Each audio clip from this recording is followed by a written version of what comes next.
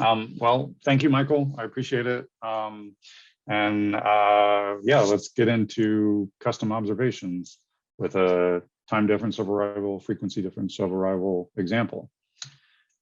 So basically, I'll just give a brief overview of custom observations, what the new feature in FreeFlyer is. Provide some script syntax examples for how you use them and interact with custom observations. And then I'll lay out a basic outline of the time difference of arrival or TDOA, FDOA measurement model. And then I will run through a demo usage of TDOA and FDOA in FreeFlyer using custom observations. And of course, as always, type any questions in the chat and the moderators will get to them at the end, as long as I don't blather on too long. So a big point about why custom observations is what you do and don't have to do. Now, if there's always new measurements being defined, there's different formulations of measurements that come and go. And so, it makes sense to be able to be adaptable to that. But if you're building an OD system, there's 4 big pieces that are a lot of work. There's the numerical propagator, such as an RK89, Cowell predictor corrector, and the like, to do your state propagation. Then you also have to build something to do your uncertainty propagation, your covariance. And that takes the form of the variational equations, unscented propagations.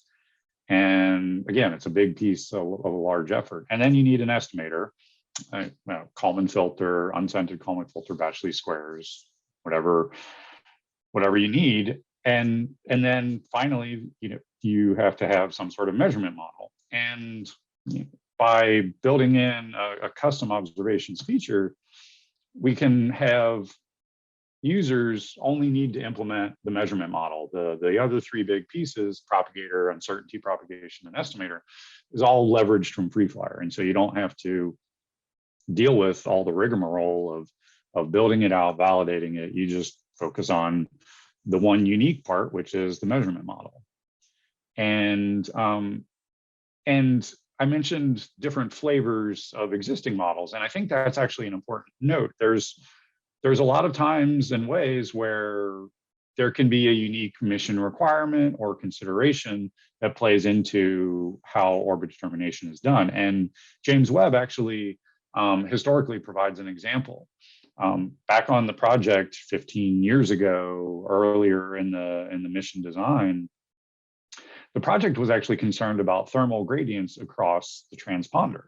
The observatory has to be kept very cold. The spacecraft is on the hot side, and they were worried about thermal gradients affecting the transponder electronics, which would then affect how it handled the tracking signals, and therefore cause what they were worried about was variability in the transponder delay. And they were worried because they didn't have any way to handle it in their OD processing. And custom observations is the perfect vehicle to handle those sorts of one-off scenarios or special requirements or different formulations. Some high-level things about custom observations before we get into the syntax. You only have to implement the measurement model and then just pass those measurements into the OD system. The custom observations work with all of FreeFlyer's estimators. So it's extended Kalman filter, unscented, square root information filter, and batch least squares. And then it's generalized to where you can actually process multiple types of custom observations in tandem. So it's not that you just get one custom observation. You could have any number that you want. And then, of course, very importantly, is custom observations can be used in tandem with existing natively supported observation types like GNSS observations or ground station observations, so that if you have a mixed set, it's workable. So to get into the script syntax, working with observations in any OD system, there are really 3 important pieces: configuring the observations and the objects that are responsible for the observations, say a ground station, and actually, calculating a measurement model. Normally that happens under the hood, but in this case, we have to handle it at script level. And then the actual processing of observations, which really just means handing it off to the filter or the batch. And with the script syntax for custom observations, we really tried to follow the syntax for processing of native observations as well as we could. And so you have, this is a simple script example kind of pulled from the demo. And you create a list of custom observations. And in this case, I have one set up for each of the remote ground stations, which is part of the TDOA model.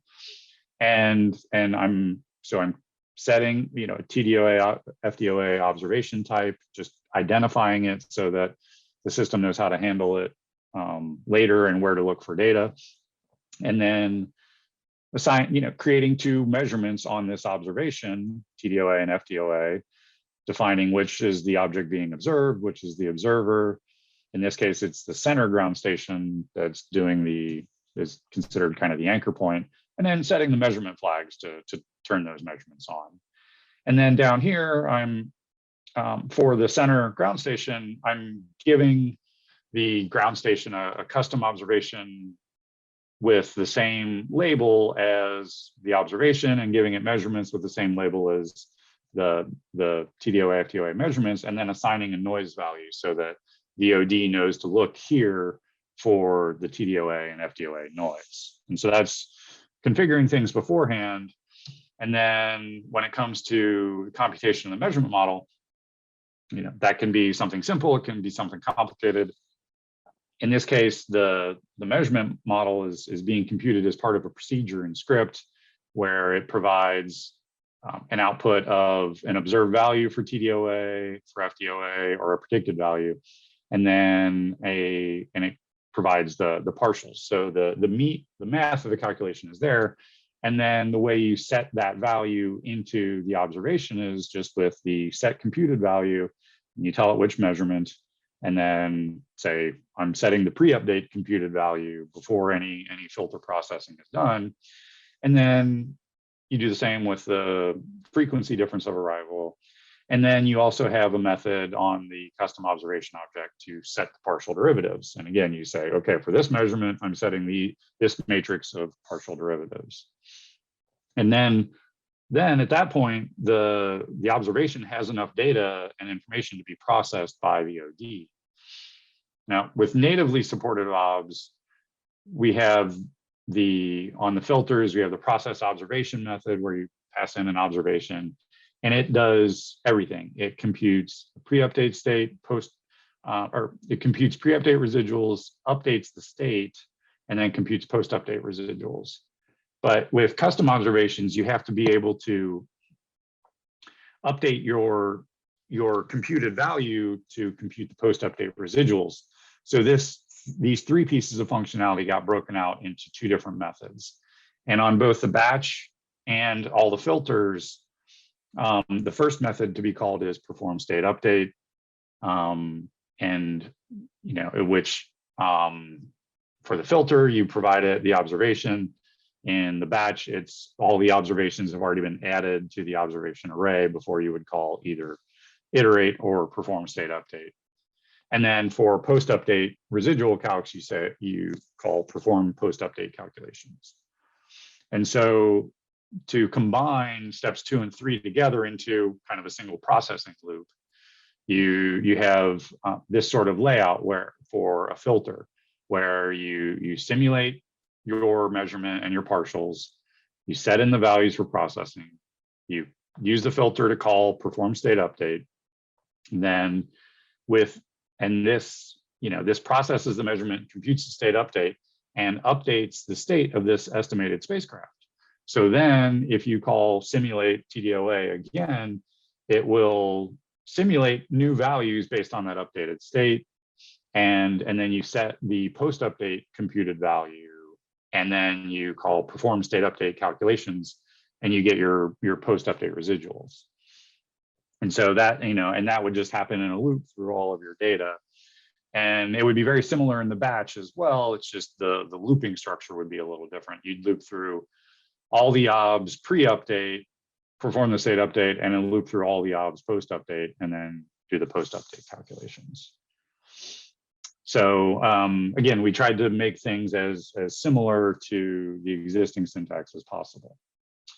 So a brief outline of the TDOA and FDOA measurement model is basically it's a situation where you're differencing a signal that is sent from one spacecraft and received at two different ground stations at different locations on the Earth. And because of physics, it takes a finite amount of time for the signal to get from the spacecraft to the ground stations. And since those distances are different, there's going to be a different arrival time. And so you difference that arrival time as your measurement. And then you use these equations here to formulate your computed measurement value for each of these reception times, where the time of reception is the time of transmission plus essentially the light time to get there, and iono and tropo delays. And so it's a difference model for using that relative geometry to kind of figure out how far away you are and how you might be moving. And the FDOA is the same thing. It's just in frequency space. So it's a velocity measurement rather than a position measurement, which is more of what TDOA is. And for simulating TDOA, the basic outline is along the lines of what I just discussed. You compute the light time delay for the primary ground station in the spacecraft, and from there you can walk backwards to get what the transmission time from the spacecraft was, and then you step the spacecraft back to the transmission time and accumulate the state transition matrix, which is needed for the partial derivatives. You then compute the light time leg for the other ground station, and you get the secondary reception time as the transmission time plus that other light time. And then you just difference those two reception times to get your TDOA measurement. And then the frequency difference of arrival, I'll get to on the next slide, but it's computed in this procedure here for each leg. And then the difference of the received frequencies is the frequency difference of arrival. And in the partials for TDOA, it's basically it's the difference of the line of sight unit vectors between the two ground stations. And then for frequency difference of arrival, it's similar, but a little more complicated because, as I said, it's in velocity, so it's dependent on velocity. And so the solution is dependent on the relative magnitude, the dot product of the relative position and velocity, the range rate, and then from that you can compute a Doppler shift for your expected received frequency, and then the position and velocity partials of the partial derivatives of the spacecraft are a function of the basically all of those various pieces. And so then with those, you can then compute the measurement and process data. And so now what I'll do is I'll go into a quick demo where it's a low inclination geo. I know it doesn't really look like this, but this is only about 3 degrees inclination. So, and there's a varying number of ground stations where the center of ground station is at basically the sub-satellite point. And then, the idea is it's broadcasting, all the ground stations are able to receive that, and then they difference what they've received to formulate the measurements. So with that, I will escape out of this. And so I will I have it set up to use 3 remote ground stations, and I will just kick it off and let it go. And the So here are the 3 ground stations. If you zoom in, you need to do the measurements for each of the 3 ones, and having a different spread of the ground stations provides better geometry for how you're doing it, and provides better accuracy. So the script is already run. So what I'll do is look at the residuals, where I have the pre and post update for the TDOA residuals. You see they're about 2e to the -8th or less, which is about what we were simulating at. Frequency difference of arrival, the residuals are shown in hertz. Those are, again, small, no significant biases, which is what we would want. And then when you look at the solution comparison to the truth, this is on a log scale, and you can see that the orange is the velocity, the blue is the position, and the other lines are the uncertainties. And you can see that it's kind of within the 3 sigma uncertainties, and the position solution is holding to within about 100 meters, and the velocity is on the order of a millimeter per second to a centimeter per second. And if you then look, there's an estimate for C sub r that was biased, and you can see that converges nicely. And looking at SMA, you can see a little convergence time, but then it converges and holds. The same thing for eccentricity and inclination and RAN. Those, they all converge and hold very nicely. Now, to show you what I mean about observability, what we'll go ahead and do is I'm going to drop this down to just 1 remote ground station. So there is only a single ground station, and so a single baseline right here that you can see that allows for processing of data. And what you'll see is a different quality of solution. If you look at the residuals, these frequency difference of arrivals, are the same order. The position difference of arrivals, you can see a little more kind of convergence in the residuals here, but they all look pretty good. But then if you look at the actual solution, you can see it doesn't match as well. On the same scale as the previous solution, you can see it's up at 1 to several kilometers of error, and tens of centimeters per second of velocity error, which is not what you want. And again, the C sub r estimate doesn't converge. It doesn't converge the way you would want it to for something like this. And the SMA takes longer to converge. It does converge, but if you look at the eccentricity, it clearly doesn't match as well. And so a portion of that is just because there's only essentially observability along this baseline between these 2 ground stations. So it's just not as good of a solution as you would hope. And so then, adding multiple ground stations is typically what's done with TDOA, FDOA measurements. You take at least kind of 2 different baselines to process, and generally kind of the more the better, but really you get above 2 or 3 baselines, and you eventually start to get into kind of points of diminishing return and in terms of the improvement to the quality of the solution.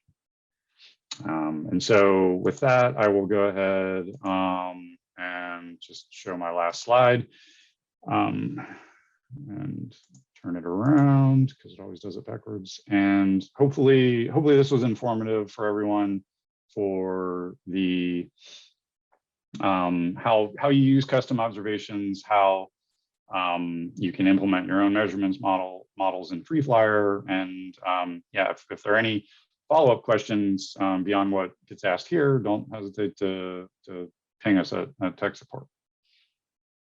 With that, I am done. Great job, Michael. Thank I you. wanted to let everyone know that Michael Volle just hours ago was named the top technical performer at AI Solutions for the year 2022. So congratulations to Thank you, him. Michael. We are glad to have him on the team. We have a few questions for you about these custom observations, so let's get into it. Okay. First is from Dr. Kem at Soltop, and he's asking that you walk through an example showing the satellite's position estimation based on ground stations, a couple ground stations. Is it possible to turn that problem around and estimate ground station locations based on satellite data? So yes, you can. The way it would work in that case is you would define a nominal location for the ground station, and then you would estimate a correction to the station's location in latitude, longitude, and height. And so yes, if you are doing some sort of S-band or L-band ranging, and you want to use a precise ephemeris for the spacecraft and estimate those corrections, then yes, you can build a model to do that. Again, you would either need to define your partial derivatives relative to those estimates, the corrections to latitude, longitude, and height. But if you those partials, then you can script them up and put them in and estimate those. Yes, absolutely. Gotcha. And thank you, Dr. Kem, for joining us so early in South Korea. Much appreciated. Can FreeFlyer be used? Can FreeFlyer OD be used for optical measurements? Yes. So it supports optical right ascension and declination natively already. So it is well validated processing that data. But again, if there's some particular flavor of optical measurements that you need to handle, custom observations is certainly a way to do that. There's various bits of pre-processing you can always do in script, but yeah, if you have a different optical measurement model that has some particular nuance, then yeah, particular hardware you want to model accurately, then yeah, custom obs would work, but we do have native obs for the typical processing. Gotcha. And can you tell us some other interesting observation types that you could pull off with this new feature? Sure. Yeah, one of the things I'm looking forward to doing is a relatively sort of recent quote unquote observation to the OD world is what's sometimes called XNav or pulsar navigation, where you use the timing, and it's actually very in a way it's a time difference of arrival similar to this TDOA measurement, but the difference is the signal is coming from extragalactic pulsars, and by again, knowing kind of where these pulsars are located and knowing what the expected time of arrival for these is, you can formulate, it's kind of often referred to as like a solar system wide GPS. And so I'm looking forward to doing some research on that for, in particular, cislunar orbit regimes, as sort of a backup to existing methodologies for orbit determination. So that will be an interesting experiment to run, so to speak. Awesome. Well, thank you very much. And for everyone online, Michael mentioned it, but if you have questions about using custom observations, please let us know. And if you're able to implement custom observations with some cool observation types that we haven't talked about today, let us know that too. We would love to see your use cases and talk to you about it. So thanks, Michael. We have 5 minutes now before our next presentation. So if you haven't gotten up and done any stretching yet for this during our FreeFlyer Expo, highly suggest go ahead and get up and do some stretching before the bottom of the hour at 3:30. We're joined by Dr. Brian McCarthy, who will be talking about cislunar trajectories at different fidelities. So we'll see you in just a few minutes.